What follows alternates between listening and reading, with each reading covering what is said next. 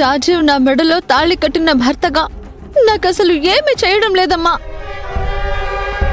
నాకు కూడా నా భర్త నాతో బాగుండాలని, నన్ను బాగా చూసుకోవాలని నాకు ఉంటుంది కదమ్మా. ఒక సాటి ఆడపిల్లగా జ్యోతికి నా బాధ ఎందుకు అర్థం కావడం లేదు? ఇక నా బ్రతకింతేనా అమ్మా?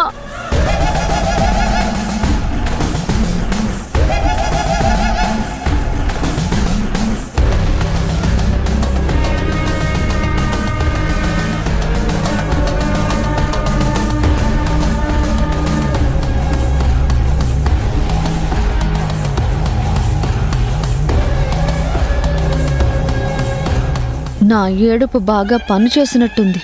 ముసల్ది నా మాటలని కొంచెం నమ్మినట్టుంది.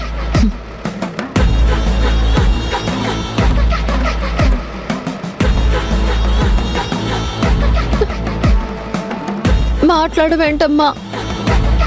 నా బ్రతుకులో సంతోషంగా ఉండే అదృష్టం ఈ జన్మకి నాకు లేనట్టేనా? బాధపడకమ్మా, నేను జ్యోతితో మాట్లాడతాను. నాకు కొంచెం టైం ఇవ్వు.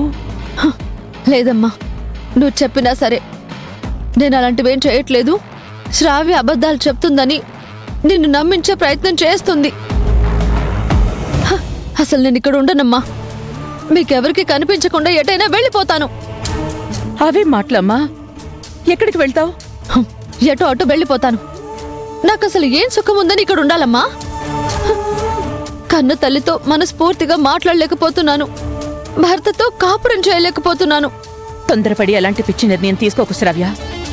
నేను జ్యోతితో మాట్లాడి అంతా సెట్ చేస్తాను. జ్యోతి గురించి నీకు తెలీదమ్మా. నువ్వు అనుకున్నంత తేలిక కాదమ్మా తనకి నచ్చ చెప్పడం. నా అడ్డు తొలగించి తను మాత్రమే రాజీవ్ దగ్గర ఉండాలని చూస్తోంది. రాజీవ్ కోసం ఎంతకన్నా తెగిస్తుంది.